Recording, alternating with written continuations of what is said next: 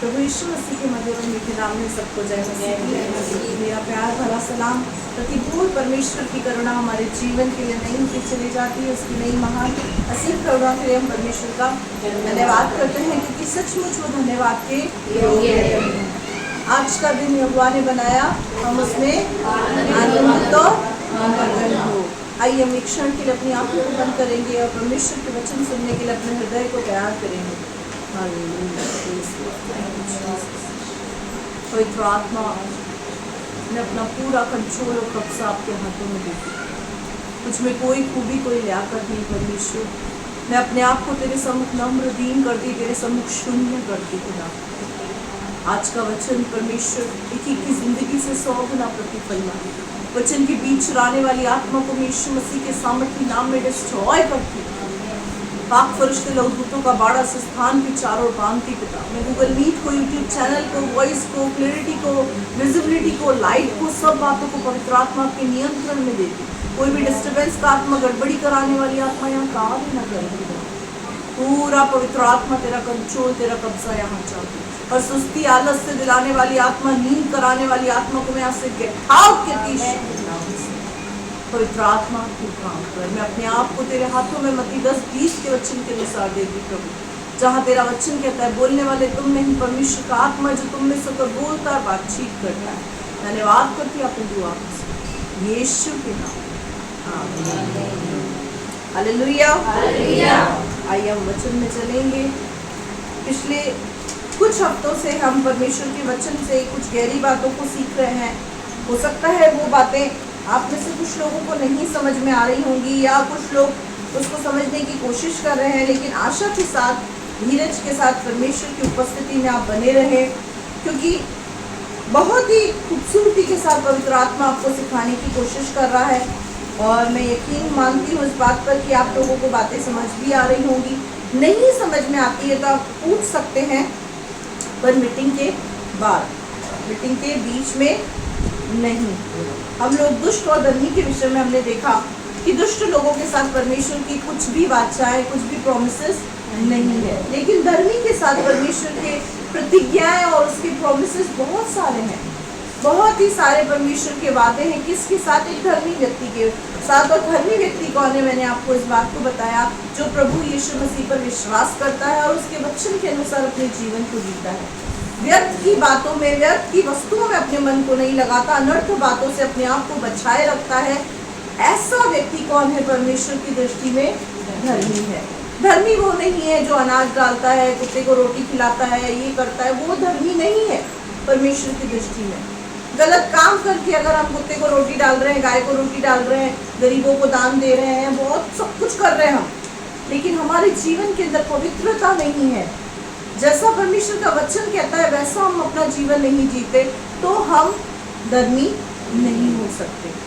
परमेश्वर के वचन से लास्ट संडे को हमने देखा था, योना के विषय में देखा था। मैं अब तक आपके सामने 2 कैरेक्टर्स को रख चुकी हूँ।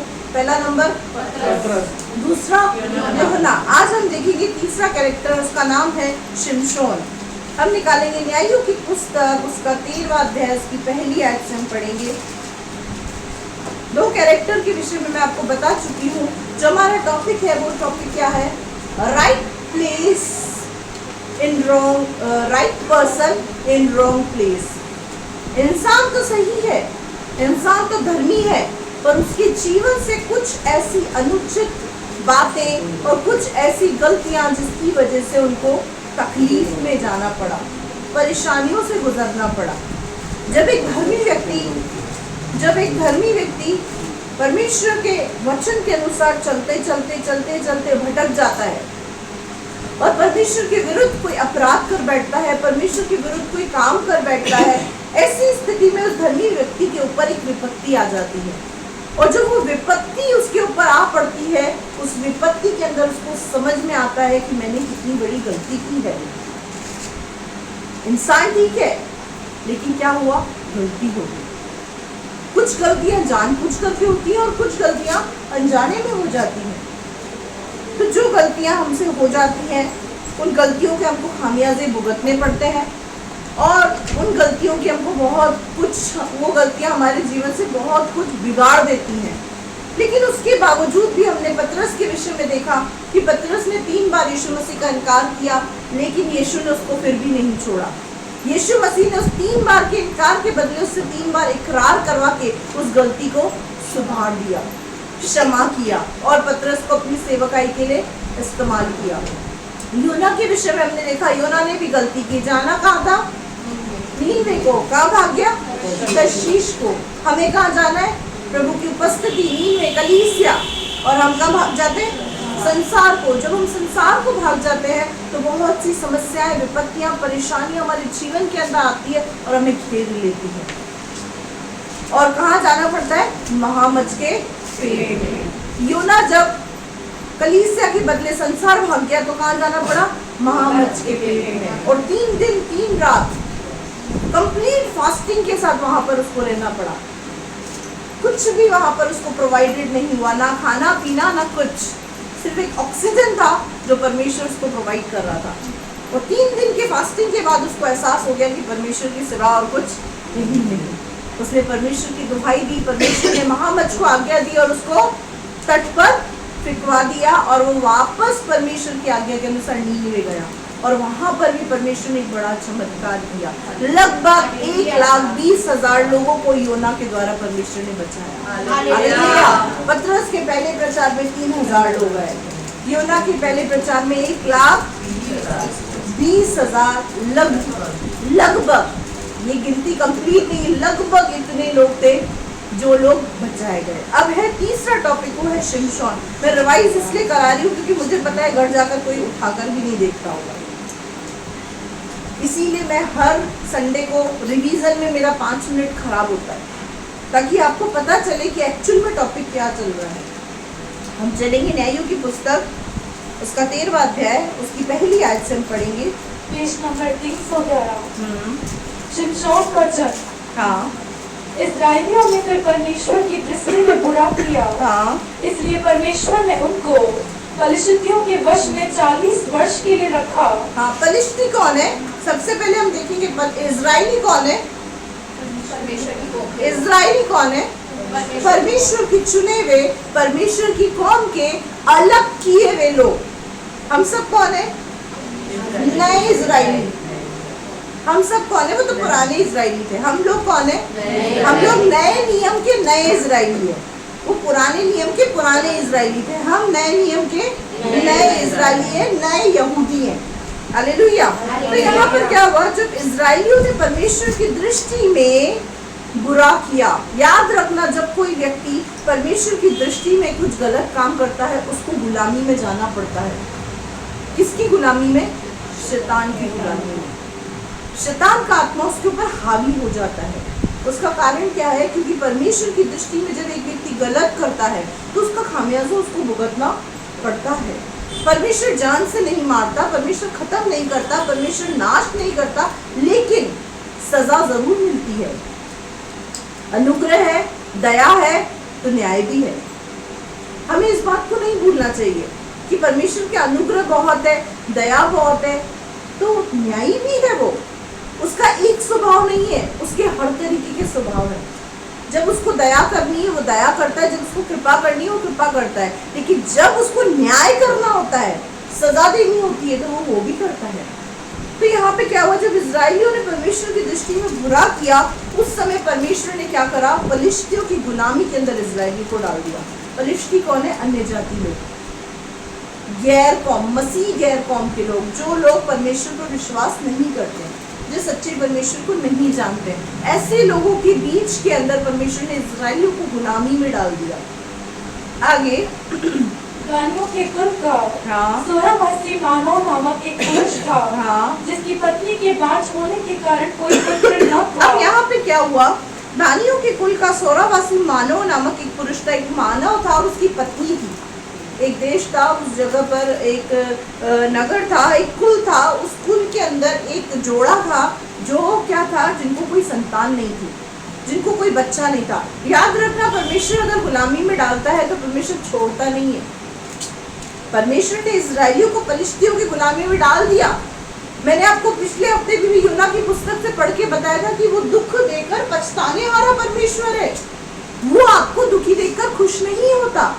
जब जब एक विश्वासी, जब जब एक मसीह व्यक्ति, जब जब एक धर्मी व्यक्ति विपत्ति में जाता है, समस्या में जाता है, तकलीफ में जाता है, परमेश्वर उसकी तकलीफ पर दुखी होता है, वो पछताता है, उसको तकलीफ होती है, उसको खुशी नहीं मिलती। कई बार हम परमेश्वर की ओर देख के बोलते हैं, अब तो तू मुझे ऐसा देख के खुश है ना। वो खुश नहीं होता, वो पछताता है, वो नहीं चाहता आप समस्या में जाएं, वो नहीं चाहता आप विपत्तियों का सामना करें, वो नहीं चाहता कि आप गुलामी के अंदर जाएं। लेकिन हम गुलामी में कैसे फंसते हैं? अपनी गलतियों की वजह से, अपनी अभिलाषाओं की वजह से, अपने गलत लिए हुए निर्णय की वजह से हम गुलामी में फंस जाते हैं। अब यहाँ पे क्या हुआ? परमेश्वर के मन में एक विचार आया। क्या विचार आया? मानो और उसकी पत्नी कैसे थे? परमेश्वर की दृष्टि में धर्मी थे। ये इजरायली लोग हैं। मानव और ये कौन है? इजरायली कौम के हैं। है कहाँ? पलिश्तियों की गुलामी के अंदर। अब यहाँ पे क्या हुआ? आगे पढ़ो। उनको कोई भी बच्चा, कोई भी संतान नहीं थी। किसको? मानव और उसकी पत्नी को। आगे इस स्त्री को परमेश्वर के दूत ने दर्शन देकर कहा, सुन, बाँझ होने के कारण तेरे बच्चा नहीं है, परंतु अब तू गर्भवती होगी और तेरे बेटा होगा। हालेलुया। क्या कहा? तू बांझ है इसलिए तुझे कोई बच्चा नहीं है, लेकिन अब तू गर्भवती होगी और तुझे एक पुत्र उत्पन्न होगा। ये क्या है? भविष्यवाणी। ये क्या है? भविष्यवाणी, आकाशवाणी। परमेश्वर के द्वारा किया गया एक संदेश। परमेश्वर के द्वारा एक संदेश आया। किसके पास? मानव की पत्नी के पास। और ये पुत्र कोई साधारण नहीं था। इसके विषय में हम पढ़ेंगे।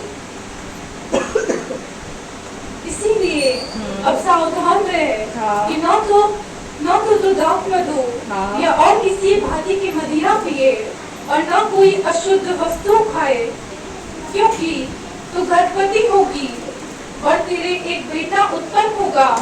उसके सिर पर छुरा न फिरे, क्योंकि वह जन्म ही से परमेश्वर का नाज़ीर रहेगा और इस्राएलियों को पलिश्तियों के हाथ से छुड़ाने में वही हाथ लगाएगा। हालेलुया। क्या लिखा हुआ है यहाँ पर?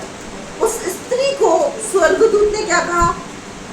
परमेश्वर की दृष्टि में जब इस्राएलियों ने बुरा किया तो परमेश्वर ने उनको कहाँ डाल दिया? पलिश्तियों की गुलामी में। क्यों डाला? क्या रीजन था परमेश्वर को उनकी गुलामी में डालने का?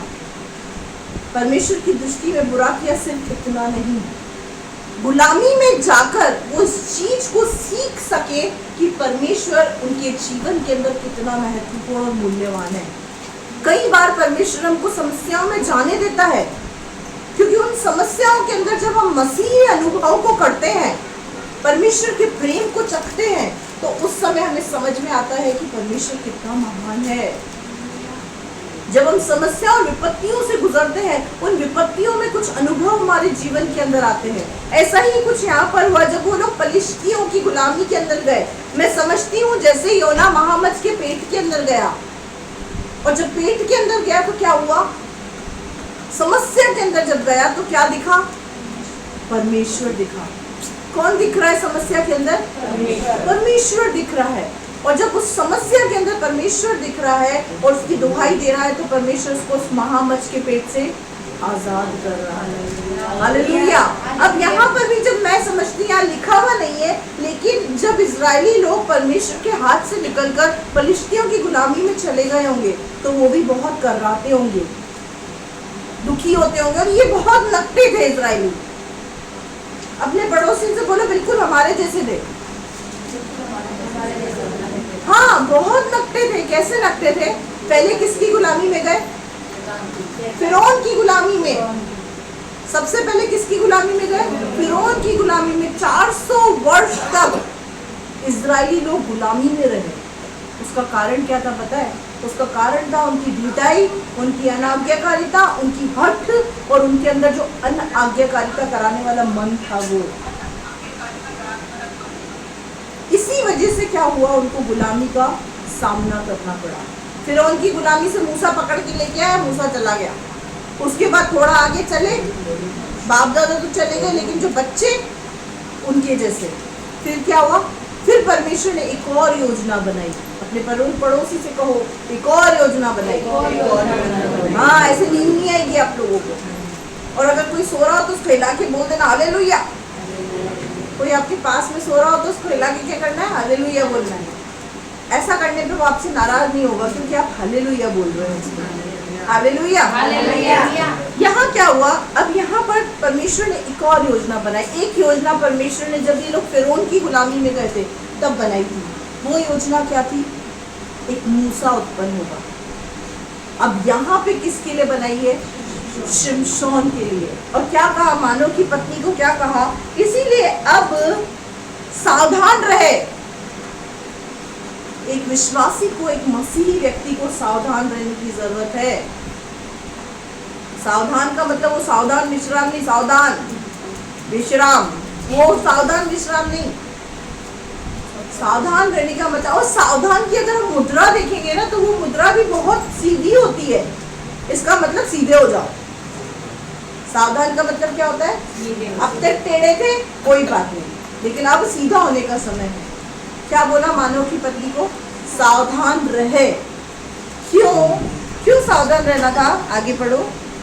कि ना तो दाख मधु, हाँ, या किसी और भांति की मदिरा पिए, हाँ, न तो तू दाख मधु खाए, न मदिरा पिए, और न कोई अशुद्ध वस्तु खाए, न कोई अशुद्ध वस्तु खाए, क्योंकि तू गर्भवती होगी, हाँ, और तेरे एक बेटा उत्पन्न हाँ। होगा। क्यों सावधान रहना था? क्योंकि शिमशोन का जन्म होने वाला था और वो जन्म से नाजिर था। क्यों कहा मानव की पत्नी को सावधान रहना? क्योंकि तेरा विरोधी शैतान इसी फिराक में रहेगा कि वो तेरा बेटा शिमशोन तुझसे छीन ले। जैसे मूसा का जन्म जब होने वाला था तब क्या हुआ? फिरौन ने एक फरमान निकाल दिया। क्या फरमान निकाला? कि जितने बेटे उनको कत्लेआम कर दे, सिर्फ बेटियों को जिंदा रखना। आज का फिरौन तो उल्टा ही है।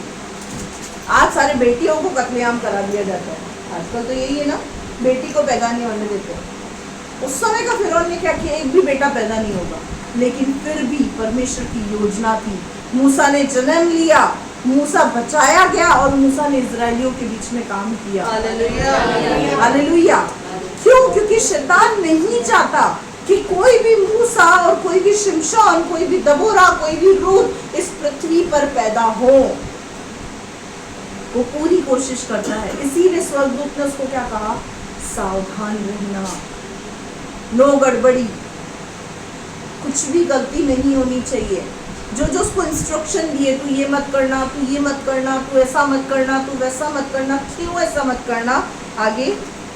क्योंकि तू गर्भवती होगी, हाँ, और तेरे एक बेटा उत्पन्न हाँ, होगा, तेरा एक बेटा उत्पन्न होगा, और उसके सिर पर छुरा ना फिरे, हाँ, क्योंकि वह जन्म ही से परमेश्वर का नाज़ीर रहेगा, हाँ, और इजरायलियों को परिशुद्धियों के हाथ से छुड़ाने में वही हाथ लगाएगा। हालेलुया। क्या बोला? जो इजरायली लोग फलिश्तियों की गुलामी में है ना, उस गुलामी से वही व्यक्ति उसको आजाद करेगा। क्या थी शिमशोन के साथ? भविष्यवाणी, योजना। जब एक विश्वासी के साथ परमेश्वर की योजना और भविष्यवाणी जुड़ जाती है तो शैतान पूरी फिराक में लग जाता है कि इस विश्वासी को सत्यानाश करना है, इसका नाश करना है। शिमशोन का जब जन्म हुआ उसका नाम शिमशोन रखा। शिमशोन का मतलब होता है नाजिर, अलग किया हुआ, चुना हुआ। शिमशोन नाम का मतलब ही ये होता है। हो गया बेटा 5 तक कंप्लीट। उसका क्यों शिमशोन का जन्म होना था? क्योंकि जो लोग फलिश्तियों की गुलामी में थे, जो इजरायली लोग थे, जो फलिश्तियों की गुलामी में थे, उनसे निकालने के लिए। इस कोटा के अंदर परमेश्वर ने हमको क्यों रखा है? ताकि जो लोग शैतान की गुलामी में से हैं उनको निकालने के लिए। हालेलुया। हमको मतलब हम सबको रखा है। We all are leaders in the sight of God. हम सब के सब परमेश्वर की दृष्टि में कार्यकर्ता हैं, सेवक हैं, उसके मजदूर हैं। जब मूसा अकेला नहीं संभाल पा रहा था तो परमेश्वर ने उससे क्या कहा? तू 70 पुनियों को नियुक्त कर दे, यानी 70 और लीडर्स तैयार कर दे ताकि इतने सारे लोगों को संभालने में आसानी हो सके। इसी तरीके से परमेश्वर ने जब हमको खड़ा किया, हमको क्या कहा? जैसे ही थोड़ी कलीसिया बढ़ने लगी, परमेश्वर ने क्या कहा? लीडर्स नियुक्त करो। क्यों? क्योंकि एक व्यक्ति से हम पूरे शहर को नहीं जीत सकते। इसीलिए परमेश्वर ने क्या किया, यहाँ पर भी जब शिमशोन का जन्म हुआ, हम अब 8वीं आयत को पढ़ेंगे, 8 और 9 को पढ़ो। तब मानव ने परमेश्वर से यह विनती की, हे प्रभु विनती सुन, परमेश्वर का वह जन जिसे तूने भेजा था फिर हमारे पास आए और हमें सिखलाए कि जो बालक उत्पन्न होने वाला है उससे हम क्या क्या करें। हालेलुया। अब यहाँ क्या हुआ, ये जो सब कुछ हुआ उसकी पत्नी के साथ, उसकी पत्नी ने जाके एक्साइटमेंट में अपने पति को बताया, सुनो सुनो उधर बैठो मेरे पास, आप आओ मेरे पास, आपको एक सीक्रेट बताना चाह रही हूँ, एक राज की बात। क्या बोला, मुझे और आपको एक बेटा उत्पन्न होने वाला है। पति ने क्या बोला, हो गया, क्या हो गया तुमको, ठीक ठाक तो है ना, ठीक ठाक तो है ना। उसको समझाया कि स्वर्गदूत आया, मुझे दर्शन दिखा और दर्शन में मुझसे कहा तुझे एक पुत्र उत्पन्न होगा, तू अशुद्ध मत होना, तू अपवित्र मत होना, क्योंकि तेरे द्वारा एक पुत्र उत्पन्न होगा, वो इजराइलियों को छुड़ाएगा, पलिश्तियों से बचाएगा, हमारे घर में एक छुटकारा देने वाला एक बेटा उत्पन्न होने वाला है जो मेरे छुटकारा दिलाएगा। तो क्या हुआ, मानव को मजा नहीं आया। किस बात से मजा नहीं आया, पत्नी को दर्शन मिल गया, मैं क्यों रह गया।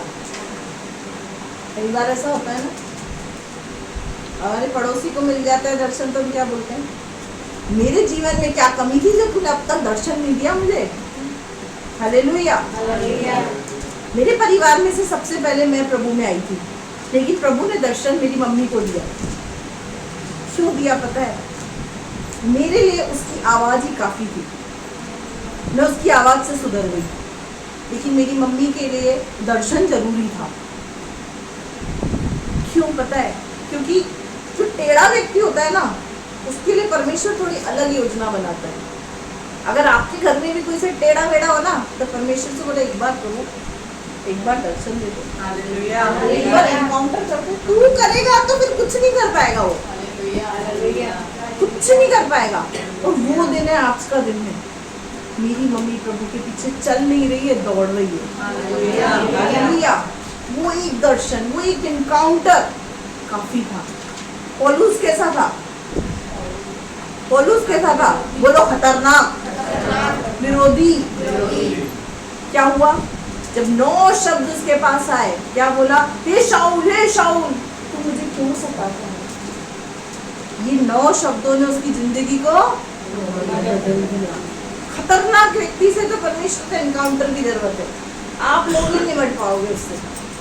परमेश्वर से कहीं प्रभु तो उससे एनकाउंटर कर। क्या हुआ, अब यहाँ पर इसने इस बात को मान तो लिया, लेकिन इसके अंदर एक जिज्ञासा हुई, और जिज्ञासा गलत नहीं थी। क्या जिज्ञासा थी, बहुत अच्छी बात मानव बोल रहा है। तो मानव ने यहोवा से विनती की, हे प्रभु विनती सुन, परमेश्वर का वह जन जिसे तूने भेजा था फिर मेरे पास भेज। थोड़ा स्टाइल से बुला रहा है, क्या बोल रहा है, फिर मेरे पास भेज। क्यों भेज, और हमें सिखलाए कि बालक उत्पन्न होने वाला है, उसके साथ हम क्या क्या करें। मेरे प्रियो, हमें परमेश्वर से हर परिस्थिति, हर हालात, हर चीज को जानने, सीखने और समझने की जरूरत है। यहाँ पर मानो क्या बोल रहा है, तू परमेश्वर के दूत को भेज ताकि वो हमको सिखलाए कि जो पुत्र शिमशोन उत्पन्न होने वाला है उसके साथ हम क्या क्या करें, किस तरीके की उसको टीचिंग दें, किस तरीके से उसको बढ़ाएं, किस तरीके से उसको सिखाएं, कौन सी चीजों से उसको हमको सुसज्जित कर रहा है, वो तू हमें बता। परमेश्वर को क्या बोला, उस दूत को तो वापस भेज। क्या हम कभी बोलते हैं, हम कभी पिता को बोलते हैं, तेरा पवित्र आत्मा तूने हमको दिया है, तो उससे क्या है, हमको सिखाए। क्या हम पवित्र आत्मा को कभी बोलते हैं, पवित्र आत्मा तू अगुवाई कर, मैं इस परिस्थिति में क्या करूं, पवित्र आत्मा तू मुझे बता मैं अपने बच्चों को कैसे सुधारूं, पवित्र आत्मा तू बता मेरे बच्चों से मैं कैसा व्यवहार करूं। ये एक विश्वासी के जीवन के अंदर होना बहुत जरूरी है। आपका पति ढीठला है, पवित्र आत्मा को बोलो मैं इसके साथ कैसे चलूं, पवित्र आत्मा मुझे तो समझ में नहीं आता, तू बता। आपकी पत्नी ढीठली है, आप पवित्र आत्मा को बोलो। आपके बच्चे ढीठ है, आप पवित्र आत्मा को बोलो। माँ बाप ढीठ है, आप पवित्र आत्मा को बोलो। वो आपको सिखाएगा, वो आपका टीचर है, वो आपका सहायक है, वो आपका हेल्पर है, लेकिन उसके साथ रिश्ता होना चाहिए मजबूत।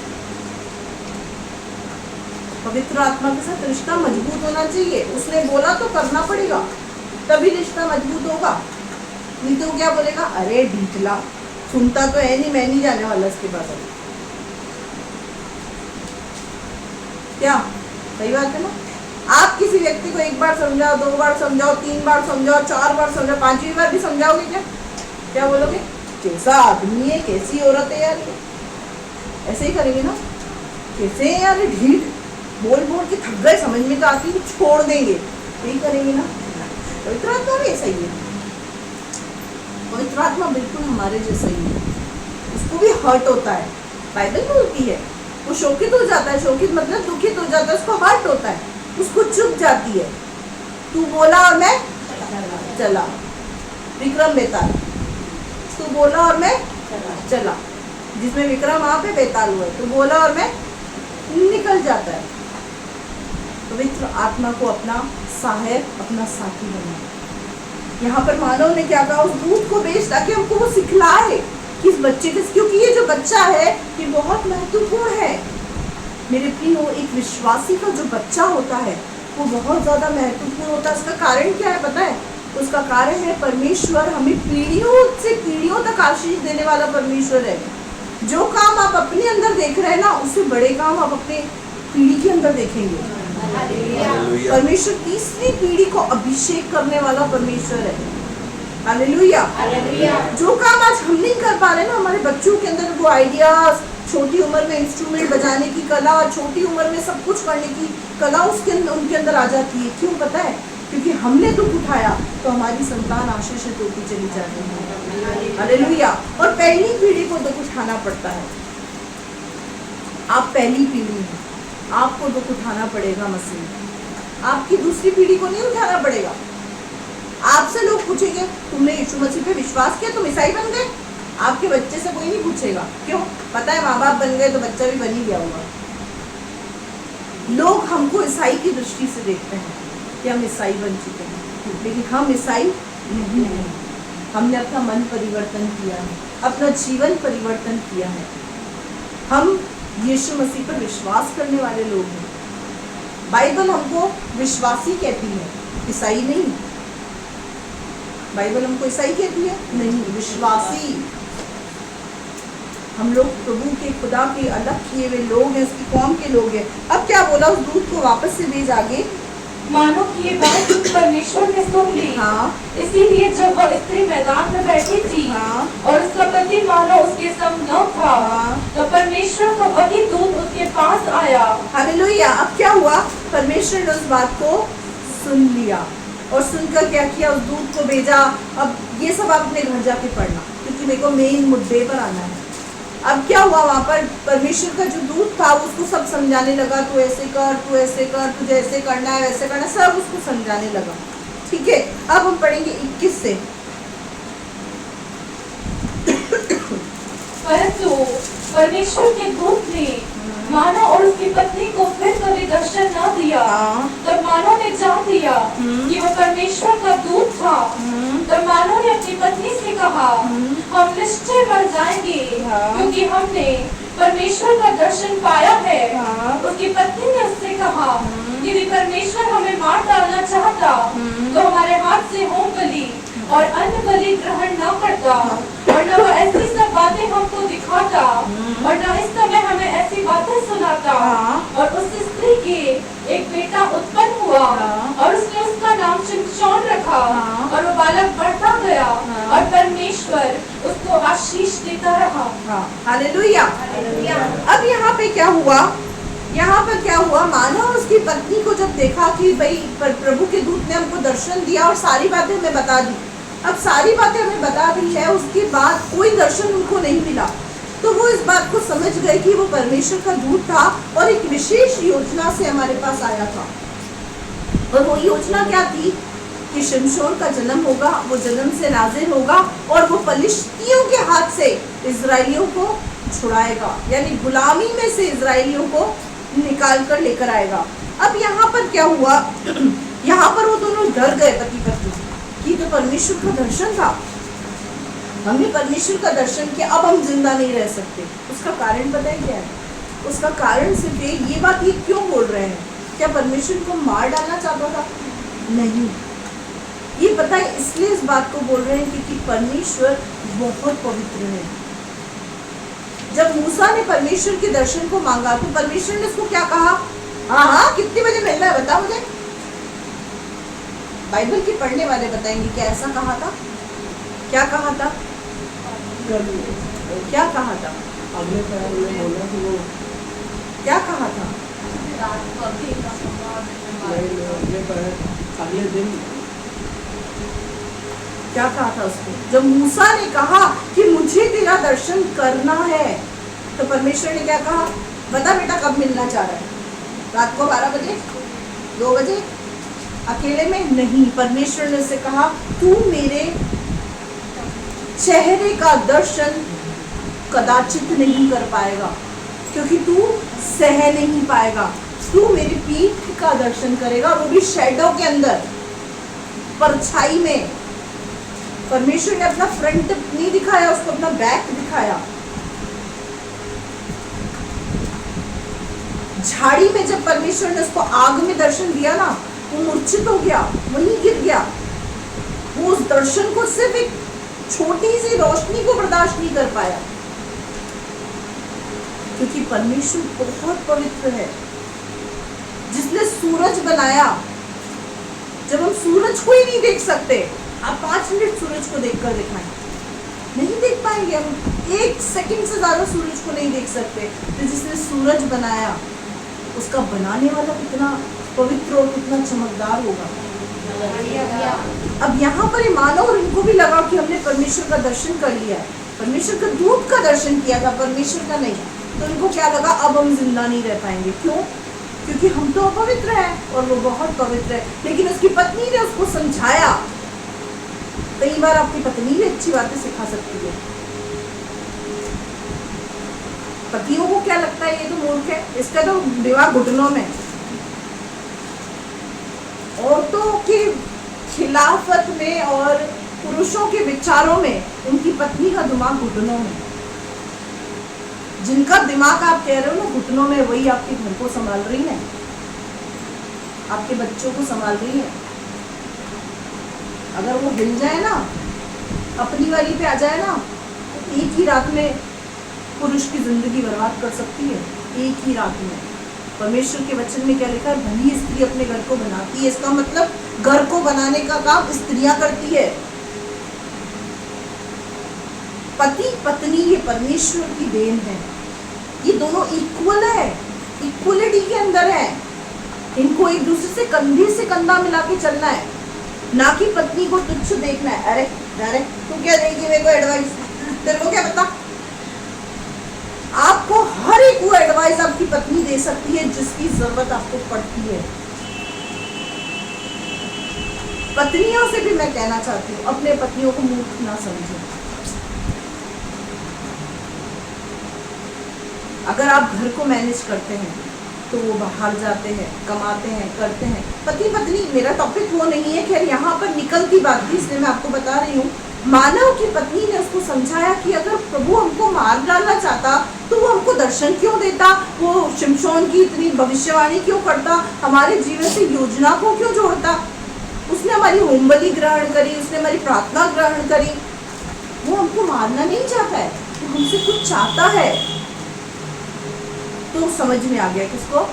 मानव भाई साहब को समझ में आ गया कि हाँ ये बात तो आप सही बोल रही हो मैडम। ऐसे नहीं बोला, अरे तेरे को क्या पता, तेरे में तो दिमाग ही नहीं है, तेरा दिमाग तो घुटने में।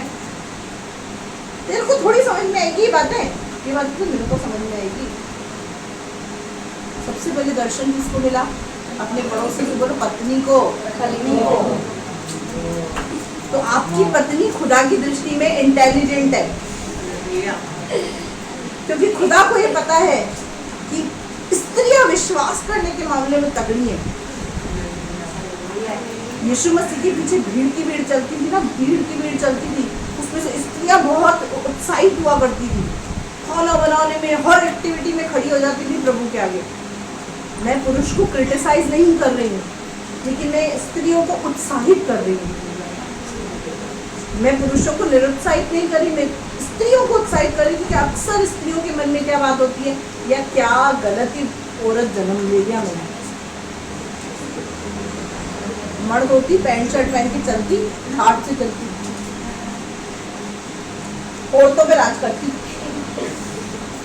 मेरे प्रियो, परमेश्वर की दृष्टि में एक स्त्री बहुत बहुमूल्य है, और ऐसे बहुत से एग्जाम्पल है, दबोरा है, रूथ है, मरियम है, बहुत सारे एग्जाम्पल्स हैं। आप परमेश्वर की दृष्टि में बहुत मूल्यवान हैं, बहुमूल्य हैं। स्त्रियों को यीशु मसीह ने पुरुष को कहा क्या, मेरे लिए मत रो, तू क्यों रोती है, ऐसा कहा कि तू क्यों रोता है, कहा क्या तू क्यों रोता है। किसी को पता है आंसू ही नहीं निकलते पुरुषों के, आंखों से आंसू ही नहीं निकलते, बहुत कम निकलते, पक्के होते हैं वो। लेकिन स्त्रियां थोड़ा बोलो टप टप टप टप टप टप चालू। कई बार पति अपनी पत्नी को बोलता है, तो तेरे को तो थोड़ा बस बोलो, बस तेरी आंखों की नदियां चालू हो जाती है, तेरे को कुछ नहीं बोल सकती, इमोशनल कर देती है तू मेरे को। क्यों मेरे प्रियो, क्योंकि प्रभु को पता है हम स्त्रियों का स्वभाव। उसने क्या बोला, तू क्यों रोती है। खैर एनीवेज, ये मेरा टॉपिक नहीं है। अब यहाँ पे क्या हुआ, इनका जो डिस्कशन था पति पत्नी का आपस में, ये इस चीज को बताता है कि जब पत्नी को दर्शन मिला, पति को बताया, तो पति ने क्या किया, उस बात को विश्वास किया। आगे के प्रोसेस को पूछने के लिए उसने वापस से दूत को निमंत्रण दिया, और दूत ने सारी बातों को सिखाया और समझाया। जब पत्नी ने पति को कुछ बोला, तो पति ने भी उसकी बात को माना। इनका कोऑर्डिनेशन देखो आप। मैं आशा करती हूँ, मेरी दुआ है, इस कलीसिया में जितने जोड़े हैं उनका कोऑर्डिनेशन ऐसा होने पाए। आमीन। कितना कोऑर्डिनेशन अच्छा है, और कितना खूबसूरत कोऑर्डिनेशन है कि जब पत्नी बोल रही है पति मान रहा है, और जब पत्नी बोल रही है पति भी मान रहा है, और पति बोल रहा है तो पत्नी भी मान रही है। दोनों का कोऑर्डिनेशन कितना अच्छा है एक दूसरे के साथ।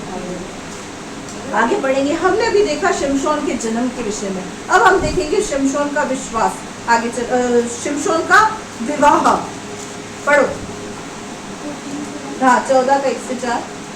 शिमशोन तिम्ना को गया, हाँ, और तिम्ना में एक परिचित स्त्री को देखा। हाँ, आंख लग गई। किससे? गुलामी में पड़ी, गुलाम जो जिन्होंने उनको गुलाम बना रखा था ना, उसी स्त्री से। पड़ोसी को बोलो गड़बड़ कर दी। एक विश्वासी जब एक अविश्वासी के साथ आंख लगा लेता है ना, तो क्या होता है मैं वो दिखाऊंगी आपको। ये कौन थे? इजराइली, खुदा की चुनी हुई कौम, खुदा के चुने हुए लोग, परमेश्वर की वाचा के लोग। अगर इनको सीधे सीधे समझे तो क्या भाई, ये परमेश्वर की वाचा के लोग, उनसे कुछ वाचाएं जुड़ी थी। बट पलिश्ती कौन थे? अन्य जाति लोग। दे वर नॉट बिलीवर्स, वो विश्वासी नहीं थे, वो अलग थे। अगर वो किसी को गुलाम बनाकर उनसे सेवा करवा रहे हैं, तो क्या परमेश्वर उनके साथ हो सकता है? आप मुझे बताइए। लेकिन क्या हुआ, ये आंख लगना ही तो बहुत खतरनाक है, और शैतान सबसे पहले एक व्यक्ति को इसी चीज में गिराता है। एक जवान का चक्कर चला देता है अविश्वासी के साथ, और जब एक दूसरे को आंख मार देते हैं और आंख लग जाती, तो वहीं से गड़बड़ झाला शुरू हो जाता है।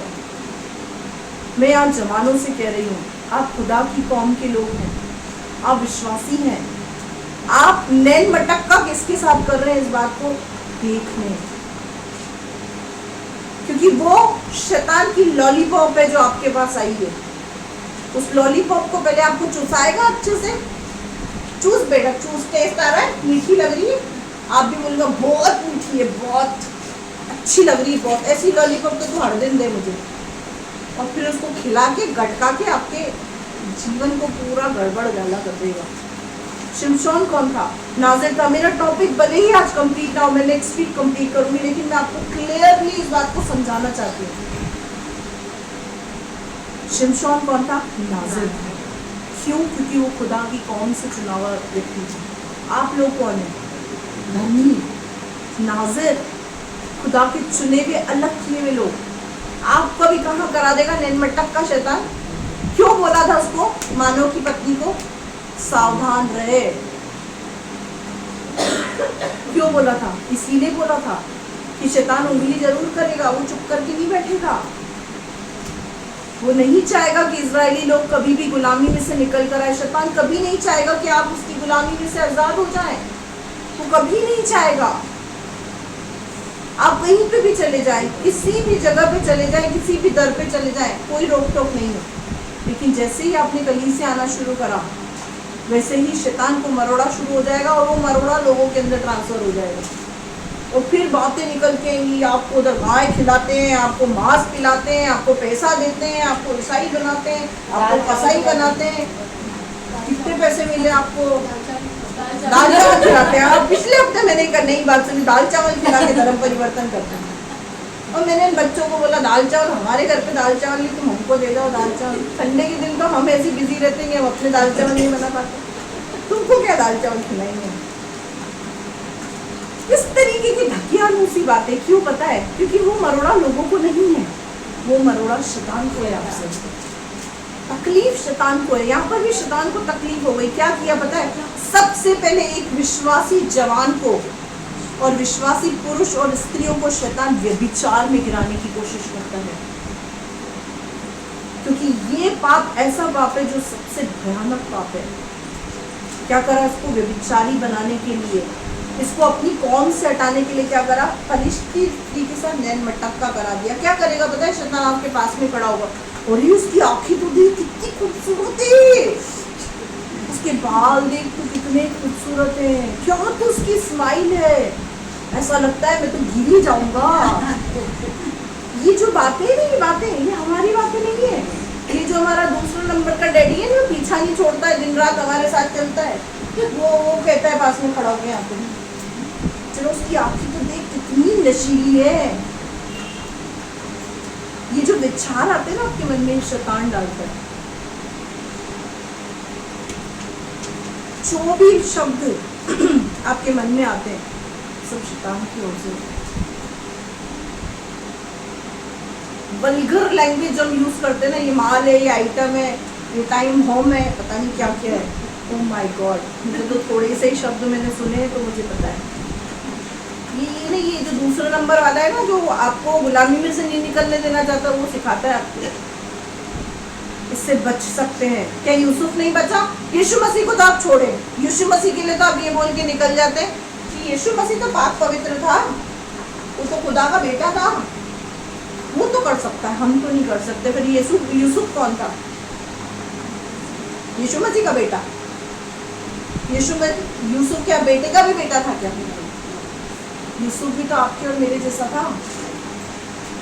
जब पोतीफर की पत्नी उसके साथ जबरदस्ती कर रही थी, उसने क्या किया? सो गया और बोला सुबह उठ के, जबरदस्ती करी उसने मेरे साथ, मैं कुछ नहीं करना चाहता था। हम लोग ऐसे ही करते हैं, मैं बहक गया, मैं खो गया, मैं ऐसा हो गई। क्या किया पता है? उसने अपने कपड़े छोड़कर भागा, नंगा भागना मंजूर किया उसने, बजाय इसके कि पोतीफर की पत्नी के साथ व्यभिचार में लिप्त हो जाए। उसे बोलते हैं धर्मी। शिमशोन था सही व्यक्ति, लेकिन गलत हाथों में पड़ गया। नैन मटक्का कहाँ हो गया? फलिश्ती की स्त्री से। अब उसको देखा, अब क्या हुआ? तो उसने जाकर अपने माता पिता से कहा, तिम्ना में मैंने एक फलिश्ती स्त्री को देखा है, अतः अब तुम मुझसे मेरा विवाह करो। शादी करूंगा तुझसे, करूंगा तो मर जाऊंगा। माँ बाप के पास गया, क्या हुआ? धमकी देने लगा। तिम्ना में मैंने एक स्त्री को देखा, अब तुम मेरी लव मैरिज करा दो, लव का मैरिज, यही बोलते हैं।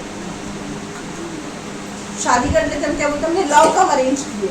अरेंज करी नहीं है, अरेंज जबरदस्ती माँ बाप को टॉर्चर करके करवाई है। और फिर क्या नाम देते हैं अंग्रेजी में? लव का मैरिज।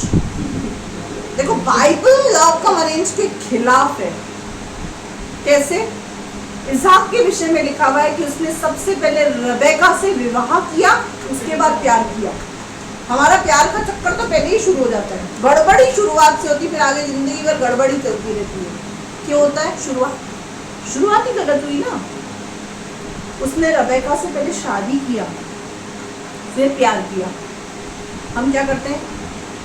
पहले देख परख तो ले, लव लव तो कर ले पहले, फिर बाद में देखते हैं हमारे लायक है या नहीं, फिर शादी करेंगे। क्या बोलते हैं उसको? लिव इन रिलेशनशिप ये बोलते हैं। शादी से पहले साथ साथ रह लो, देख लो निभ रही है, निपट रही है, चल रही है तो शादी करेंगे, नहीं तो तू तेरे रास्ते में मेरे रास्ते। फिर खुदा दोनों के रास्तों सड़ जाते हैं कि तुम दोनों अपने अपने रास्ते में मेरे रास्ते। ये सब चीजें एक विश्वासी को शोभा। यहाँ पे क्या किया?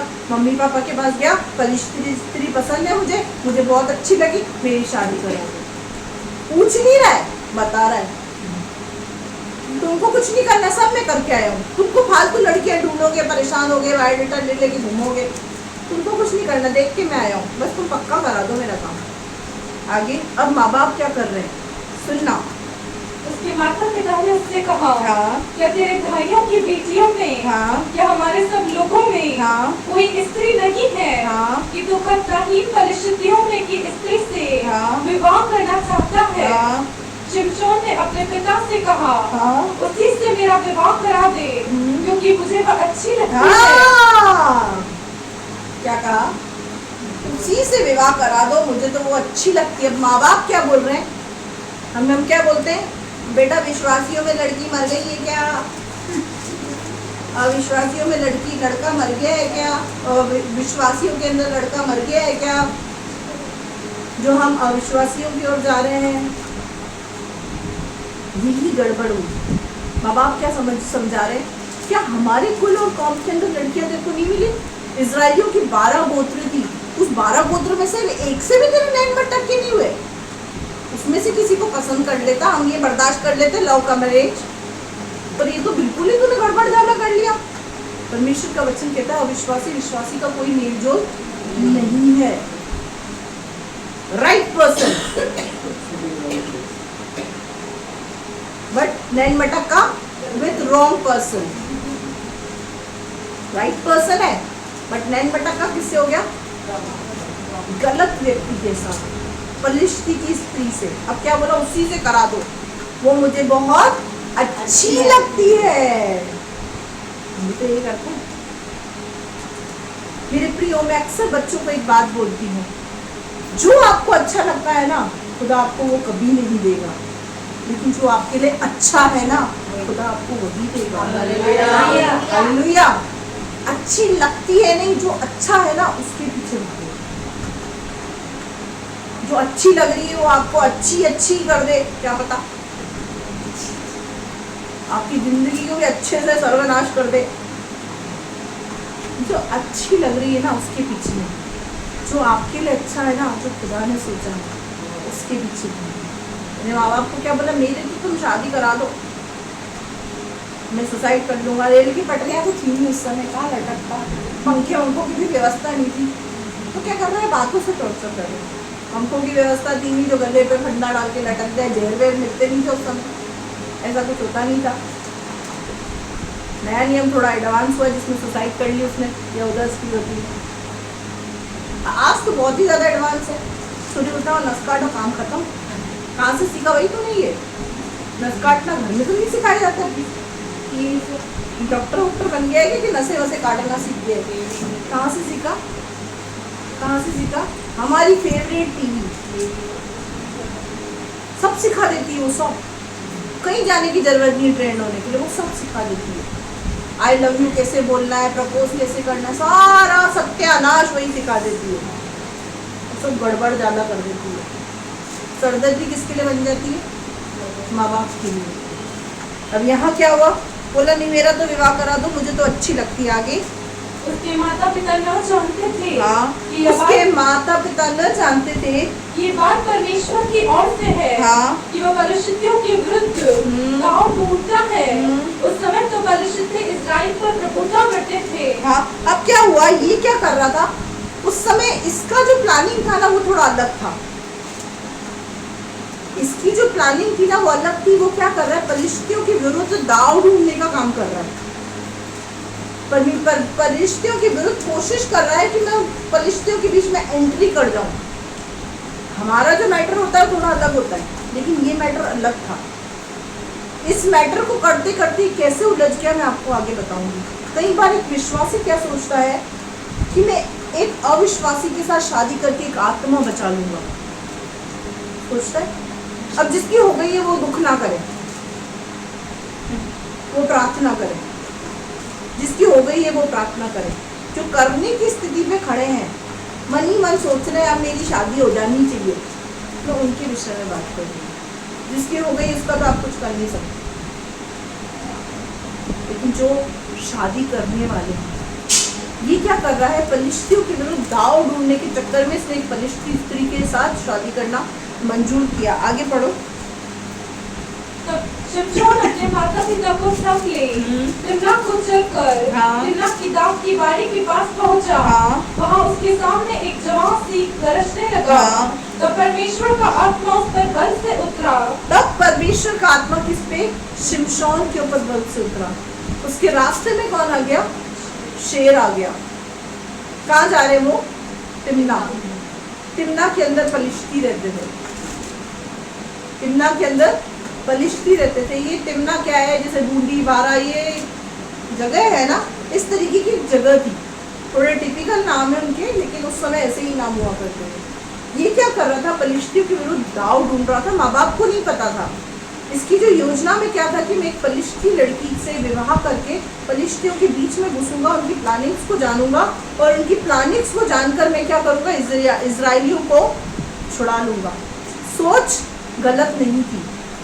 कई बार हम एक विश्वासी व्यक्ति एक अविश्वासी व्यक्ति को जीतने के लिए, उसको प्रभु में लाने के लिए उससे विवाह कर लेते हैं। सोच गलत नहीं है, लेकिन रास्ता गलत हो जाता है। यहाँ पर इसकी सोच गलत नहीं थी, इंसान सही था, लेकिन आगे जाके फलिश्ती इसको कैसे फंसाएंगे उसको हम देखेंगे। क्या हुआ? जैसे सी रास्ते में आया तब परमेश्वर का आत्मा शिमशोन पर पहली बार बल से उतरा। यहाँ पर शिमशोन के ऊपर परमेश्वर का आत्मा पहली बार उतरा है। और उतरा फिर क्या हुआ? और यद्यपि उसके हाथ में कुछ न था, तो फिर उसने उसको ऐसा फाड़ डाला जैसे कोई बकरी का बच्चा फाड़े। अपना यह काम उसने अपने पिता या माता को न बताया। हालेलुया। उसने क्या किया? जब परमेश्वर का आत्मा बल से उतरा ना, तो उसने शेर को ऐसा फाड़ दिया जैसे कि किसी बकरी के बच्चे के साथ उसने बर्ताव किया हो। जब परमेश्वर का आत्मा एक विश्वासी के ऊपर बल से उतरता है ना, तो वो शैतान को भी फाड़ने की सामर्थ देता है। हालेलुया। आपके जीवन के अंदर कौन आपको परेशान करता है? शैतान। हमारी लड़ाई मांस और लहू से नहीं है, अंधकार की शक्तियों से है। उस अंधकार की शक्तियों को, शैतान की युक्तियों को, उसको रौंदने के लिए आपको किसकी जरूरत है? परमेश्वर के आत्मा के आपके ऊपर उतरने की जरूरत है। परमेश्वर का आत्मा एक धर्मी पे उतरेगा या धर्मी पे? एक पापी पे उतरेगा, पवित्र पे उतरेगा? आपने खुद नहीं बता दिया, ये आप खुद बोल रहे हैं, तो वो बनने की जरूरत है, धर्मी और पवित्र। जो परमेश्वर का आत्मा उसके ऊपर उतना, इसने शेर को ही फाड़ दिया। शेर हमको दिख जाए, दूर ही दिख जाए, कोटा में आया है, बता रहा, दूर ही दिख जाए तो क्या हुआ था? क्या होगा? पिछली बार एक खबर आई थी, कोटा के अंदर एक पैंथर घुस गया। जितनी देर तक पैंथर वहां पे था, उतनी देर तक लोग घर से बाहर नहीं निकले। क्यों? दहशत। लेकिन ये क्या कर रहा है? उसको फाड़ रहा है। कैसे? बकरी की तरह। बकरी को आप चारा दोगे, आपके नीचे बकरी ले आएगी। शेर के लिए चारा ही आप है। शेर को चारा नहीं चाहिए, शेर को आप चाहिए, शैतान को आप चाहिए। सिंह के समान। सिंह है नहीं। यीशु मसीह कौन है? यहूदा का सिंह है। यहूदा का सिंह है यीशु मसीह को कहा जाता है। लेकिन शैतान सिंह है नहीं, लेकिन सिंह की नाई, पतरस में लिखा हुआ है, गरजते हुए सिंह की नाई इस फिराक में रहता है कि कब किसको फाड़ खाए। शैतान हमेशा इसी फिराक में रहता है, आपको फाड़ खाने में। उसको आप चाहिए, उसको आपकी तलाश है। लेकिन आप अगर उसकी चालों को परास्त करना चाहते हैं, उसको फाड़ना चाहते हैं, तो आपको एक धर्मी बनना पड़ेगा। You have to be a righteous man and women. आपको एक धर्मी व्यक्ति बनना पड़ेगा, आपको एक पवित्र जन बनना पड़ेगा, तब जाके आप शैतान को फाड़ सकते हैं, तब जाके पवित्र आत्मा आपके ऊपर उतरेगा और आपको समझा देगा सारी बातें। अब क्या हुआ, इसने वहां पर ये काम किया। आप पढ़ो 14 का 10 से पढ़ो। तब उसका पिता उस स्त्री के यहाँ गया हाँ। और शिमशोन ने जवानों की रीति के अनुसार वहाँ पहुँच दिया। हाँ। उसको देखकर वे उसके संग रहने के लिए 30 संगियों को ले आए। शिमशोन ने उनसे कहा, मैं तुमसे एक पहेली कहता हूँ, यदि तुम इस बोझ के 7 दिनों के भीतर उससे पूछकर अर्थ बता दो तो मैं तुमको 30 कुर्ते और 30 जोड़े कपड़े दूंगा। और यदि तुम उसको न बता सको तो तुमको मुझे 30 कुर्ते और 30 जोड़े कपड़े देने होंगे। उन्होंने उससे कहा, अपनी पहेली के कि हम उसे सुने। उसने उनसे कहा, खाने वालों में से खाना और बलवंत में से मीठी वस्तु निकली। इस पहेली का अर्थ वे 3 दिन के भीतर न बता सके। अब क्या हुआ, शिमशोन जब तिम्ना के अंदर पलिश्तियों के बीच में गया तो उनको क्या बोला, मैं तुम्हारे सामने एक पहेली रखता हूँ, उस पहेली को सुलझा के दिखाना। वो पहेली क्या थी, ऊपर जो हुआ था मैंने आपको आधा बताया, उसको पूरा मैं आपको कहानी के रूप में बताती हूँ। उसने जब शेर को फाड़ खाया, फाड़ खाने के बाद वो वहां से आगे चला गया। आगे चलने के बाद वो वापस पलट कर गया क्या, शेर की लोथ को देखने, उसकी डेड बॉडी को देखने। जब वो डेड बॉडी को देखने गया तो क्या हुआ, उस डेड बॉडी के ऊपर मधुमक्खियां भिनभिना रही थी और उस मधुमक्खियों के अंदर क्या था, मधु था, मधु, शहद। तो उसने क्या किया, उस मधुमक्खियों के अंदर से शहद निकाल के शहद खाने बैठ गया। मधुमक्खी के अंदर से शहद निकालकर वो शहद खाने बैठ गया। और इस बात को, इस चित्रण को उसने क्या करा, एक पहेली में पलिश्तियों के आगे रख दिया। इस पहेली का अर्थ मुझे जो भी बताएगा वो व्यक्ति क्या हो जाएगा, उस व्यक्ति को मैं बहुत कुछ दूंगा। क्या बोला, उस व्यक्ति को मैं बहुत कुछ दूंगा। देखो वहां लिखा हुआ है, एक आयत को हम पढ़ेंगे यहाँ पर, आप पढ़ो 7वीं को, पढ़ो 8वीं को। कुछ दिनों के बीतने पर हाँ। वो सिलाने को लौट चला। हाँ। और सीख की लोथ को देखने के लिए मार्ग से मुड़ गया। हाँ। तो क्या देखा कि सीख की लोथ में मधुमक्खियों का एक झुंड हाँ। और मधु भी है। हाँ। तब वो उसमें से कुछ हाथ में लेकर खाते खाते अपने माता पिता के पास गया। हाँ। और उनको ये बिना बताए कि मैंने इसकी सिंह की लोथ में से निकाला है, कुछ दिया और उन्होंने भी उसे खाया। आ गई वही बात जो मैंने आपको बताई थी। क्या हुआ, ये सारा जब चित्रण हुआ तो उसने क्या करा, सबसे पहले किया कि एक 7वीं आयत को पढ़ो, तिम्ना में। हाँ पढ़ो। तो उसने जाकर हाँ। उस स्त्री से बातचीत की। हाँ। और वह शिमशोन को अच्छी लगी। हाँ, अच्छी कब लगती है, जब बातचीत होती है, जब बातचीत होती है। पहली बार में कोई आपको अपना रूप नहीं दिखाएगा। जवानों, मैं आपसे कह रही हूँ, पहली बार में आपको हर कोई अच्छा लगेगा, दूसरी बार में बहुत अच्छा लगेगा, तीसरी बार में उससे अच्छा कोई नहीं लगेगा। और जब उसको घर लेकर आओगे और उसके घर जाओगे तो जिंदगी में उससे बुरा कोई इंसान तुमको नहीं लगेगा। सबसे प्यार हो जाएगा तुमको सिवाय उसके।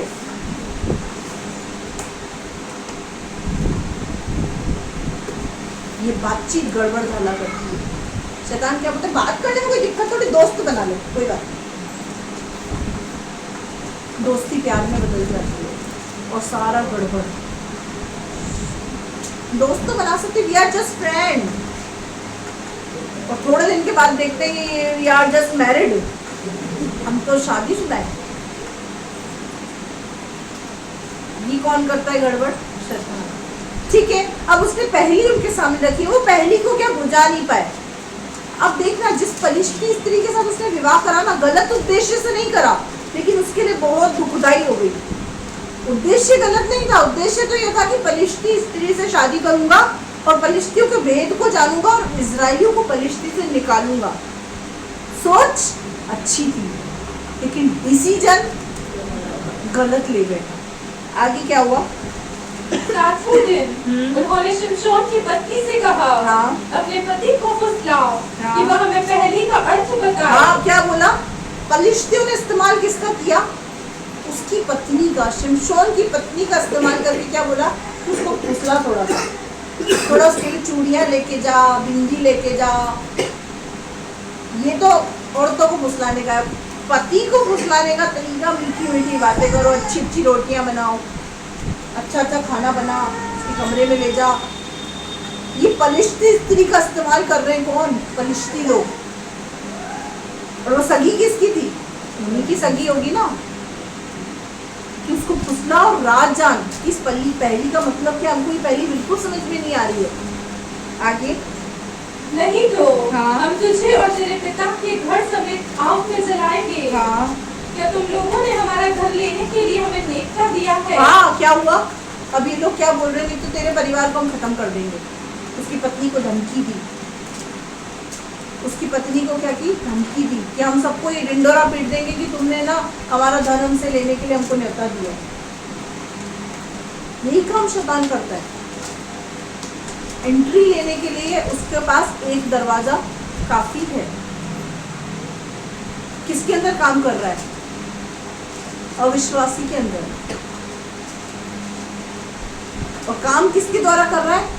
परिवार और लोगों के द्वारा।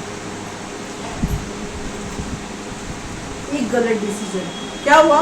आगे वो उसको बहलाने पूछने नहीं लगी। क्या कर रही? देखो यहाँ पे भी वही कर रही जो थोड़ी देर पहले मैंने आपको बताया। पढ़ो। तब शिमशोन की पत्नी यह कहकर उसके सामने रोने लगी। हाँ, एक ही हथियार। शिमशोन की पत्नी उसके सामने क्या कर रही है? नदियां बहा रही है, रोने लगी। क्या बोला? ए जी, आपसे मैं बहुत नाराज हूँ।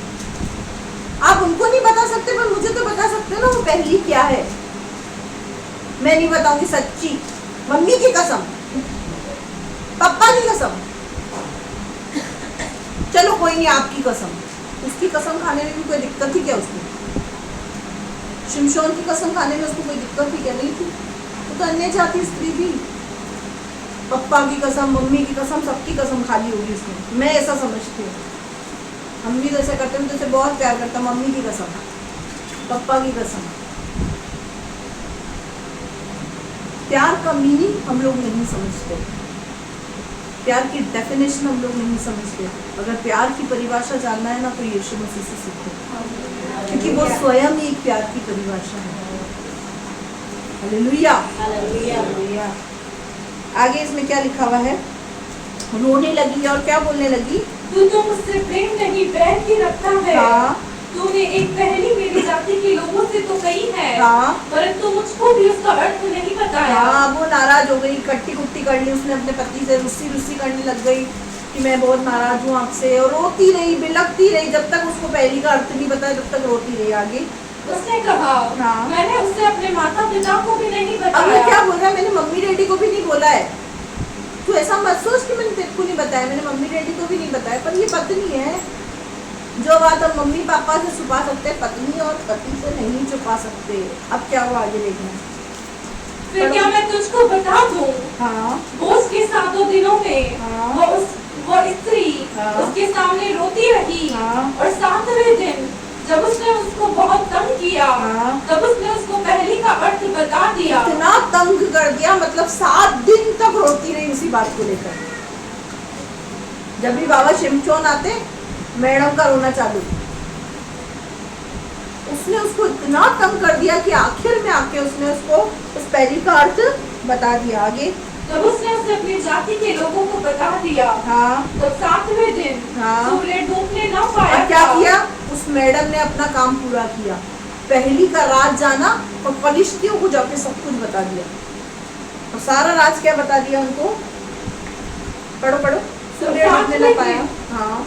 सूर्य डूबने न पाया था। हाँ। कि उस नगर के मनुष्यों ने हाँ। शिमशोन से कहा, हाँ। मधु से अधिक क्या मीठा, हाँ। और सी से अधिक क्या बलवंत है। हाँ।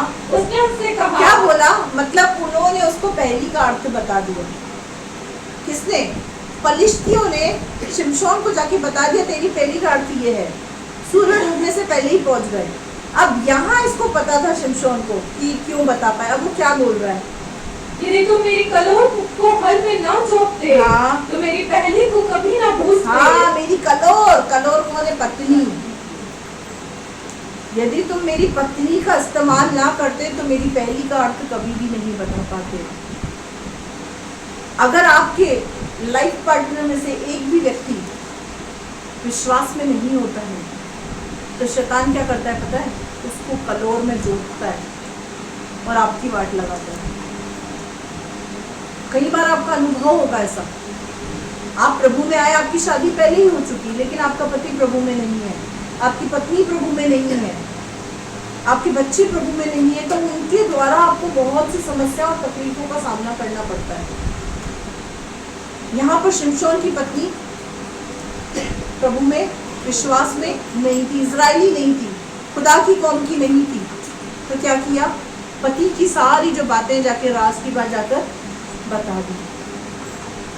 बजाय इसके अगर वो विश्वासी होती, खुदा की कौम की होती, तो क्या बोलती शिमशोन को? मुझे ऐसी ऐसी धमकी दी गई है, मेरे साथ ऐसा ऐसा हुआ है। शिमशोन जो जन्म से नाज़िर था, जो शेर को फाड़ सकता है, उन पलिश्तियों से नहीं निपटता, लेकिन इसने क्या किया पता है? शिमशोन को धोखा दिया, सब कुछ जान लिया, मम्मी पापा की कसम खा के, और सारा जाके उसको पलिश्तियों को बता दिया। और ये बात शिमशोन को पता थी कि अगर तुम मेरी कलोर को हल में न जोतते तो मेरी पहली का अर्थ नहीं बता पाते। आगे पढ़ो। तो परमेश्वर का आत्मा उस पर बल से उतरा और उसने अश्कलोन को जाकर वहाँ के 30 पुरुषों को मार डाला। हाँ, अब क्या किया उसने? 30 पुरुषों को जाकर अश्कलोन के अंदर मार डाला। किसने? शिमशोन ने। परमेश्वर का आत्मा उसके ऊपर फिर उतरा। पहले उतरा तो उसने सिंह को फाड़ दिया, दूसरी बार परमेश्वर का आत्मा उतरा तो उसने 30 पुरुषों को खत्म कर दिया। परमेश्वर का आत्मा आपके जीवन के अंदर विशेष उद्देश्य से उतरता है आपके ऊपर। अब यहाँ पर क्या किया? उसने 30 पुरुषों को खत्म कर दिया और आगे उनका धन लूट कर 30 जोड़े कपड़ों को पहले के बताने वालों को दे दिया। तब उसका क्रोध भड़का और वो अपने पिता के घर चला गया। और शिमशोन की पत्नी का उसके एक संगी के साथ जिससे उसने मित्रता सा बर्ताव किया था विवाह कर दिया। शिमशोन की पत्नी का उसके एक संगी के साथ जिससे उसके पितृ का सा बर्ताव था विवाह कर दिया। क्या हुआ? यहोवा का आत्मा उतरा और पुरुषों को मार दिया और उनका धन लूट कर 30 जोड़े कपड़े पहली के बताने वालों को दे दिया। ये कहाँ गया? अश्कलोन में।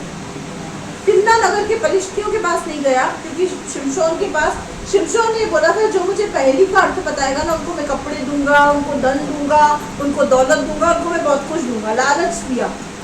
शिमशोन ने क्या किया?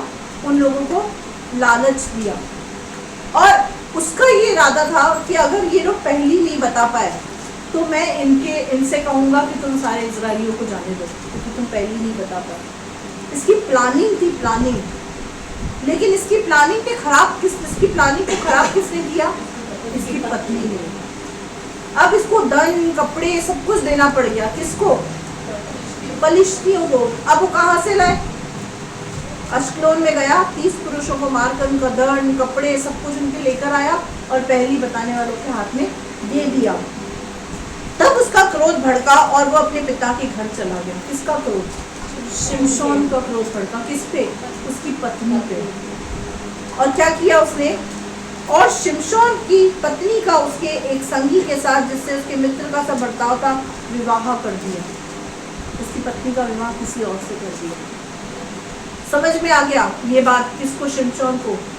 ये मेरा डिसीजन सही नहीं था। विचार तो सही था, सोच सही थी, लेकिन डिसीजन गलत हो गया। कई बार एक विश्वासी भी इस तरीके से फंस जाता है। शैतान कान में बड़ी खूबसूरती से बोलता है, अगर तू उससे शादी कर लेगा तो तेरे साथ विश्वासी बन जाएगी, ये तेरे साथ विश्वासी बन जाएगा। ऐसा कुछ नहीं होता है, ये शैतान का धोखा है। जो धोखा शैतान ने शिमशोन के साथ किया। शिमशोन गलत नहीं था, उसका विचार गलत नहीं था, उसका डिसीजन गलत था। मेक श्योर कि आप जब अपने डिसीजंस लेते हैं, क्या वो पवित्र आत्मा की अगुवाई में है? क्या आपके डिसीजंस जो आपने लिए हैं वचन के अनुसार हैं? इन सब बातों को देखने की जरूरत हमें बहुत है। परमेश्वर की एक योजना थी। क्यों परमेश्वर का आत्मा उस पर बल से उतर रहा था? क्योंकि उसकी सोच, उसके विचार सही थे, उसके डिसीजंस गलत हो गए। पत्नी तो गई हाथ से, निकल गई पत्नी। अब हम पढ़ेंगे 15 का 14 और 14 से 16 पढ़ेंगे। और लही तक आ गया। हाँ। तो पलिश्ती उसको देखकर ललकारने लगे। हाँ। तो परमेश्वर का आत्मा उस पर बल से उतरा। हाँ, अब वो क्या हो गया, वो लही पर आ गया और पलिश्ती उसको देखकर ललकारने लगे। क्या कर रहे? पहली बार कौन आया रास्ते में? जब तिम्ना को जा रहा है तो कौन आया? शेर। उस समय परमेश्वर का आत्मा बल से उतरा, उसने शेर को फाड़ दिया। दूसरी बार परमेश्वर का आत्मा बल से कब उतरा? जब उन लोगों ने पहली का अर्थ बता दिया और उसको जरूरत थी उन लोगों को उसका इनाम देने की, तब वो अश्कलोन में गया। तब उसने क्या किया? दूसरी बार 30 पुरुषों को मार डाला और उनका सब कुछ लेकर उन पहली बताने वालों को दे दिया। अब तीसरी बार यहाँ पर क्या हुआ? जब वो लही में आ गया तो पलिश्ती उसको देखकर ललकारने लगे। पलिश्ती गुस्से में आ गए और क्या कर रहे हैं? उसको ललकार रहे हैं। आगे तो परमेश्वर का आत्मा तब परमेश्वर का आत्मा फिर बल से उतरा। तीसरी बार आगे उस पर बल से उतरा। हाँ। और उसकी बाहों की रस्सियां आग में जले हुए हाँ। सर के समान हो गई। हाँ। और उसके हाथों के बंधन मानो गलकर टूट पड़े। हाँ। तब उसको गधे के जबड़े की हाँ। एक नई हड्डी मिली। हाँ। और उसने हाथ बढ़ाकर उसे ले लिया। हाँ। और उससे 1000 पुरुषों को मार डाला। हालेलुया। क्या किया उसने? जब पलिश्ती उसको ललकारने लगे, उसका पीछा करने लगे, तो जिससे वो बंधा हुआ था वो रस्सियां क्या हुई? जल गई। यहाँ पर लिखा हुआ है उसकी बाहों की रस्सियां, बाहें मतलब हाथों की रस्सियां थी, आग में जले हुए सन के समान हो गई और उसके हाथों के बंधन मानो गलकर टूट पड़े। यानी उसके अंदर वो जो उसका नाज़िरपन, जो अभिषेक था ना, वो अभिषेक परमेश्वर का जब आत्मा उतरा ना, वो अभिषेक फलवंत हो गया। आप एक अभिषिक्त व्यक्ति है, लेकिन बिना पवित्र आत्मा के आपको अभिषेक यूज करना नहीं आएगा।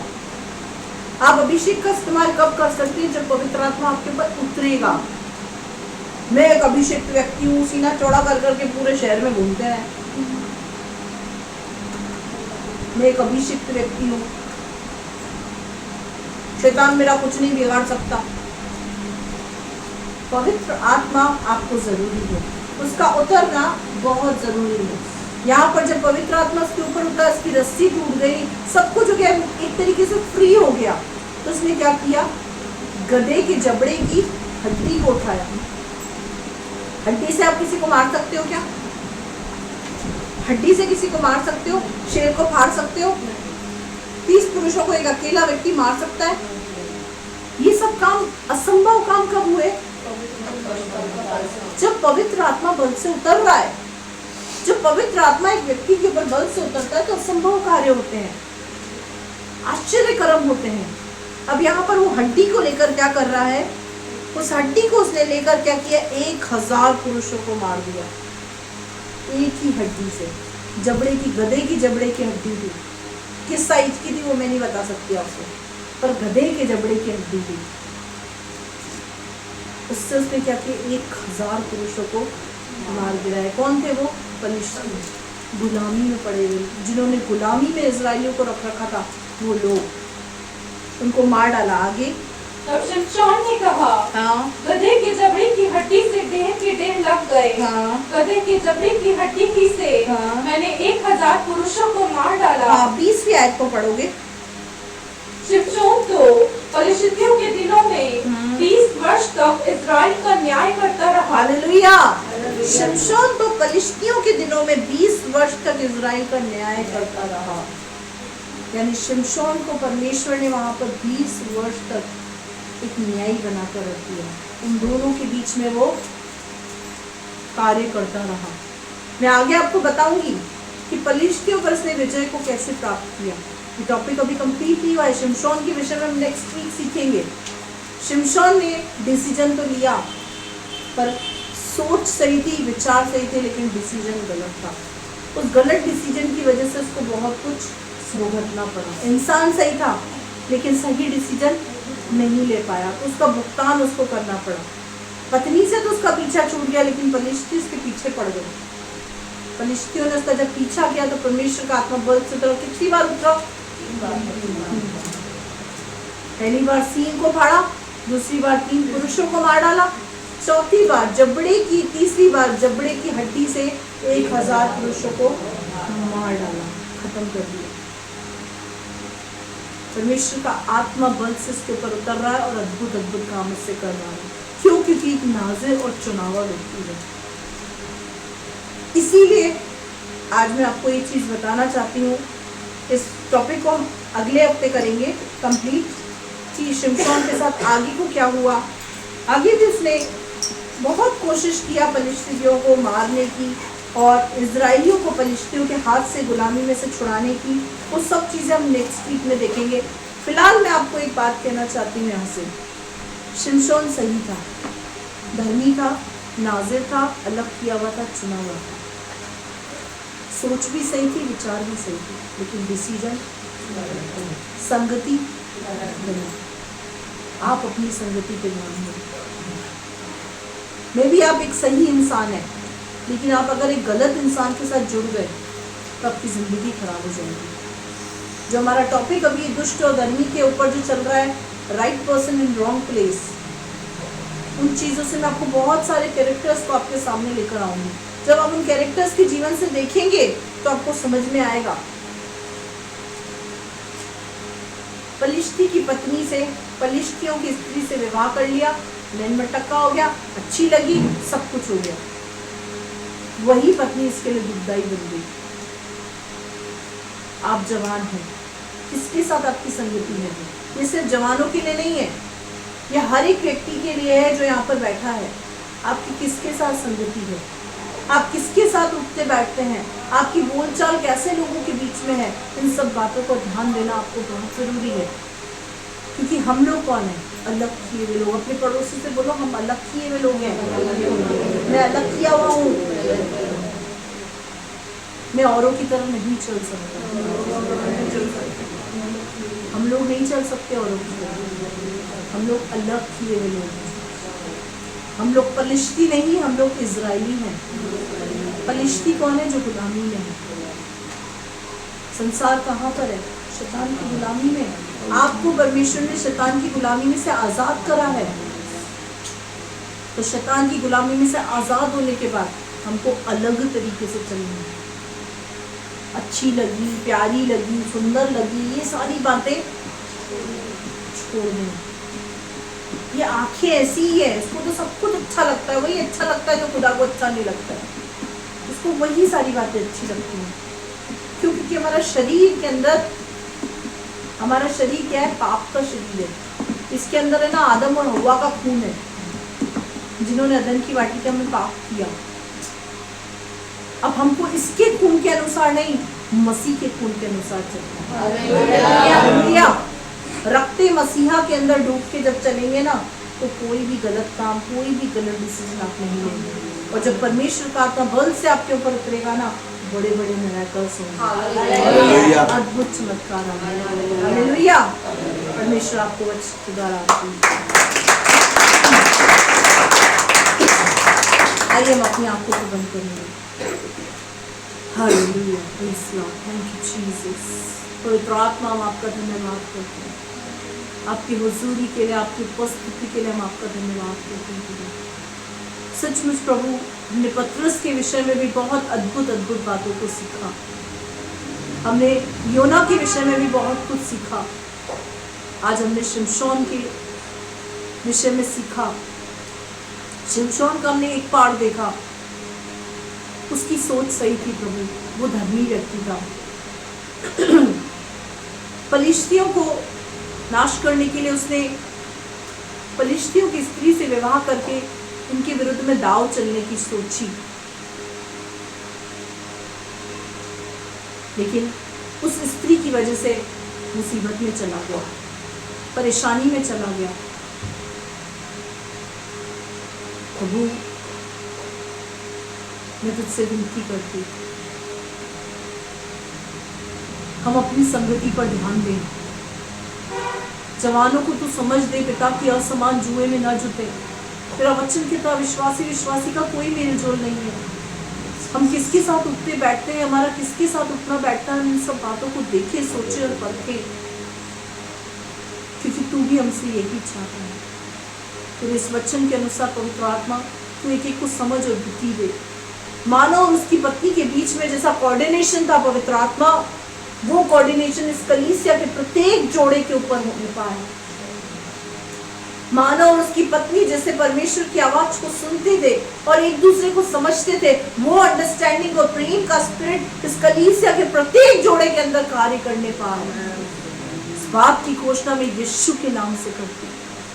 पवित्र आत्मा तू काम कर, मैं तेरी सामर्थ्य को चाहती प्रभु। हमें एक दूसरे का आदर सम्मान करना अच्छा है प्रभु।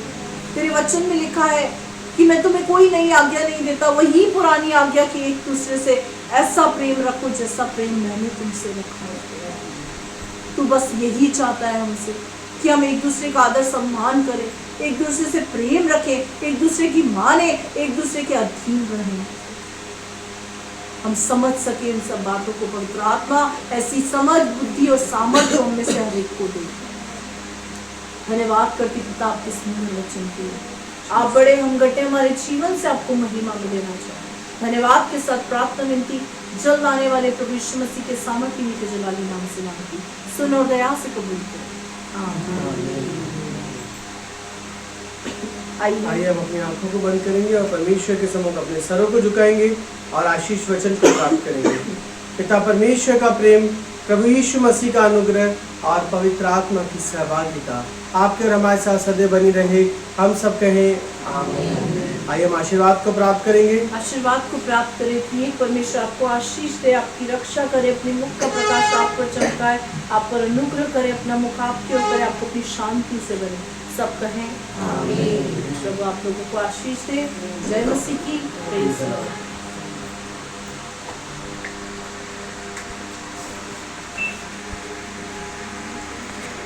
आइए हम